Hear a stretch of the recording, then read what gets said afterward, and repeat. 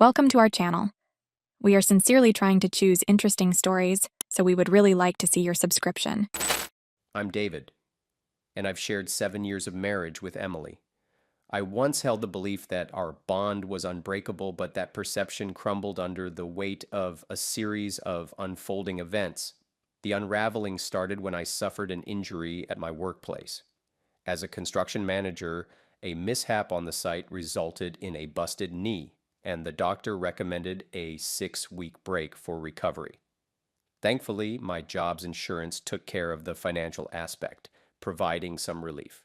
My initial vision for this time off included leisurely moments at home, perhaps catching up on books or shows during my recuperation. However, Emily had different plans in mind. Early into my recovery, Emily shared her wish to embark on a mini vacation. I found it a bit odd, given my current condition, but she was adamant that it was something she felt compelled to do. When I proposed the idea of joining her, explaining that I could also find relaxation there, she promptly dismissed the notion, attributing it to the doctor's orders. Although I couldn't recall any explicit advice against travel from the doctor, I chose not to press the issue, assuming she needed some personal space amid the stress of caring for an injured spouse. And so, she set off on her vacation, leaving me at home mostly engrossed in TV and feeling a touch of solitude. After Emily's return, an unsettling atmosphere enveloped us. She appeared distant, and when I asked about her trip, her responses were vague, leaving me with a sense that she wasn't fully engaged in our conversation. It was at that moment that seeds of doubt started to take root in my mind. Despite my attempts to brush off these feelings, they lingered, prompting me to confront the need for understanding. In a surprising turn of events, I found myself taking a step I never thought I would. I decided to hire a private investigator. While the choice may sound drastic, the compulsion to unravel the truth became too compelling to ignore. The investigator diligently carried out his work, and after a few weeks, he delivered news that left me utterly stunned. Emily had been spotted with another man during her vacation, and there were even photographic evidence. The revelation struck me like a punch to the gut. When I confronted Emily upon her return, my hands were trembling, and my voice betrayed a wavering composure. "Emily, we need to talk," I managed to say, struggling to maintain a semblance of calm. She glanced at me, a flicker of confusion crossing her face. What's wrong, David? You look upset. Unable to restrain my emotions any longer, I picked up the photos and confronted her. "Can you explain this?" My voice quivered, infused with a blend of hurt and anger. Trembling now, Emily took hold of the photos, her eyes widening as she scrutinized them. In a brief moment of silence, she said nothing, just gazing at the tangible evidence of her betrayal. David. She started, but her voice trailed off. "Do you understand what it's like to be confronted with these images while I'm here recovering from an injury?"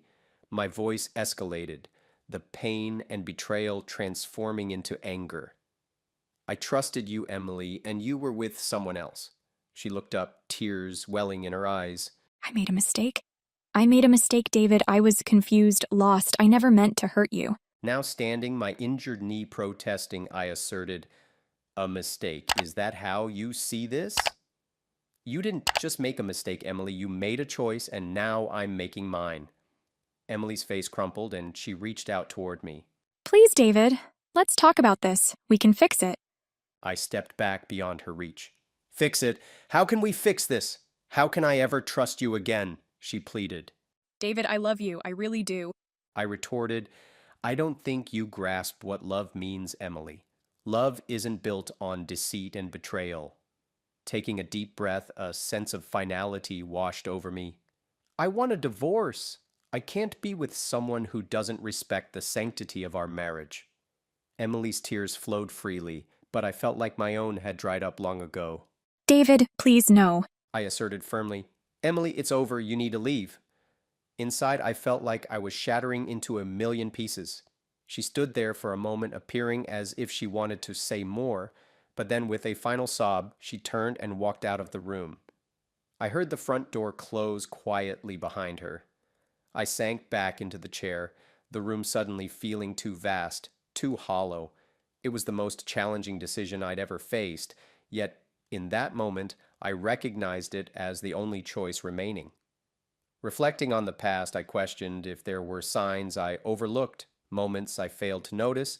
Then it dawned on me that perhaps it's not about what I missed, but about the course of action I'll take next.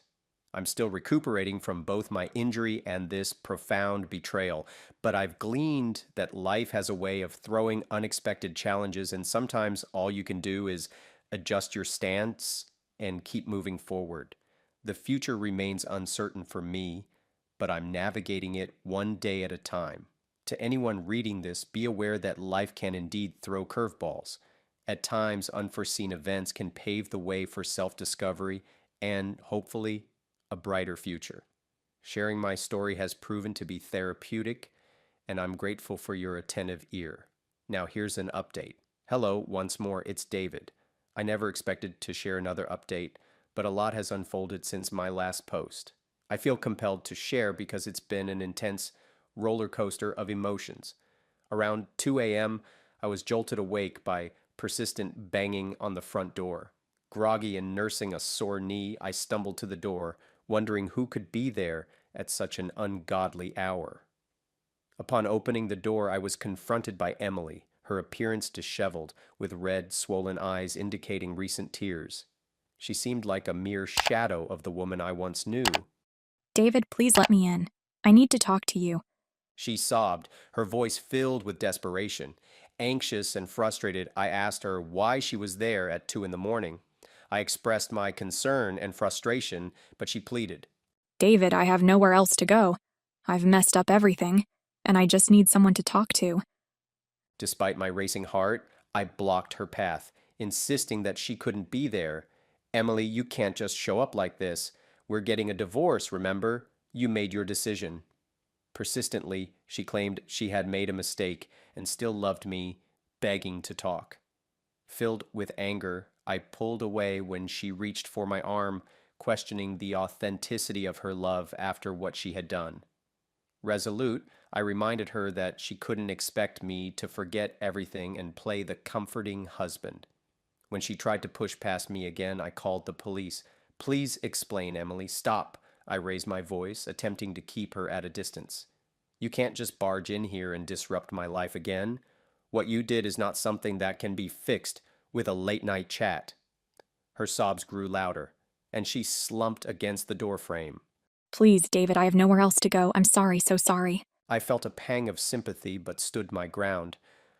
I'm sorry too, Emily, but this isn't right. You need to leave. When she didn't move, I realized I had no other choice. I'm calling the police, Emily. You need to leave now. She looked up at me, a mix of hurt and disbelief in her eyes. You would call the cops on me? For both our sakes? Yes, Emily, the police arrived. You need help, but not the kind I can provide. After dialing the police, I watched as they arrived and engaged with Emily. She didn't resist as they led her away, her figure appearing small and defeated under the flashing lights. Closing the door, I leaned against it, feeling drained. It was a sad, painful chapter in our lives, and I hoped that one day both of us would find a way to heal and move on. Things escalated quickly. Emily tried to push past me into the house. It was surreal. Witnessing her in such a desperate state, completely different from the person I once knew, I managed to restrain her. However, I didn't want to inflict harm on her. It was overwhelming, especially given my ongoing recovery. With no other option, I had to call the police. Their arrival was swift, unfolding like a scene from a dramatic show. My estranged wife in tears, police officers attempting to soothe her, and me standing there in my pajamas, trying to comprehend the chaos. When the officers asked if I wanted to press charges for trespassing, I found myself unable to do it. Despite everything, I couldn't bring myself to add more to her burdens, even though she had brought this upon herself. People make foolish decisions under pressure, and I can grasp that. It doesn't excuse her actions, but I can understand it to some extent. They took her away to cool off for the night, and I returned to bed. Sleep eluded me as I kept pondering how pressure, whether self-inflicted or not, can profoundly affect one's judgment. In conclusion, pressure, regardless of its origin, can significantly impact your mental state. While it doesn't justify causing harm to others, it can drive you to do things you never thought possible. I started life with a clean slate, got myself a dog, and moved to another city because there were more promising projects to work on and I wanted to take them on. The divorce process went quickly, and I finally became officially free. I feel confident in myself, and now I have the sense to move on. We may meet bad people or those who can betray us, but this should be a reason for sadness. You should always move forward, no matter what difficult situation you find yourself in. I hope my example and my experience will help you, because why else would I tell you this? The main thing is that everyone finds something useful for themselves. How would you rate this story? Did the main character do the right thing with his ex-wife? Or was there a chance that she would improve and they would live happily ever after? Write your opinion in the comments, and what would you do? I wish you all the best and more positive moments in your life.